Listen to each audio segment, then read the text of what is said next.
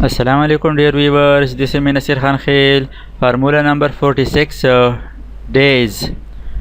How to use days function in Excel.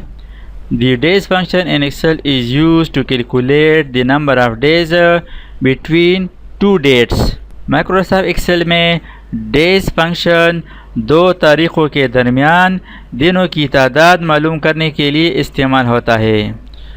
Suppose ये हमारे पास to dates है, इस लिस्ट में स्टार्ट डेट है या डेट ऑफ बर्थ है और नेक्स्ट इन डेट या करंट डेट है और इन दो डेट्स के दरमियान नंबर ऑफ़ डेज़ यानी दिनों की तादाद मालूम करना चाहते हैं तो इसके लिए डेज फंक्शन यूज़ करेंगे।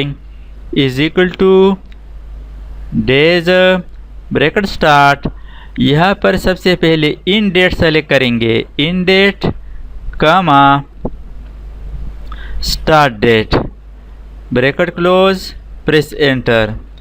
यहाँ पर आप देख सकते हैं इन दो डेट्स के दरमियान जो नंबर ऑफ़ डेज है वो है 107। अब इस फार्मूला को इन डेट्स पर अप्लाई करने के लिए यहाँ से माउस के ज़रिए पकड़कर डाउनवर्ड ड्रैग करें तो इस तरीके से फार्मूला अप्लाई हो जाता है। तो अब यहाँ पर आप देख सकते हैं नंबर ऑफ़ डेज़ मालूम हो चुके हैं, ये है 1 जनवरी 2024 और ये है 29 फरवरी 2024। इसका जो डिफरेंस है जो नंबर ऑफ़ डेज़ है वो है 59। इस तरह इसका जो नंबर ऑफ़ डेज़ है वो है 180 और इसका जो नंबर ऑफ़ डेज़ है वो है 365 यानी 1 ईयर। डेज एक एक्सेल फंक्शन है जो दो तारीखों के दरमियान दिनों की तादाद निकालता है।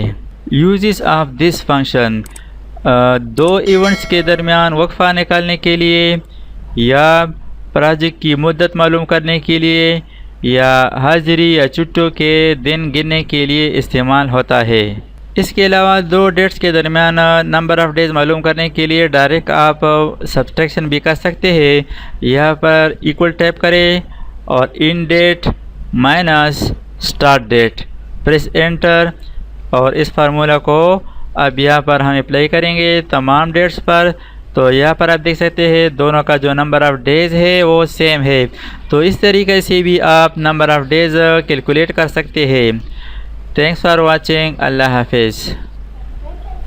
दोस्तों अगर आपने अभी तक हमारे चैनल को सब्सक्राइब ना किया हो तो सब्सक्राइब कीजिए और साथ ही बेल आइकन पर क्लिक करें और हर वीडियो की नोटिफिकेशन से बाखबर रहेंगे।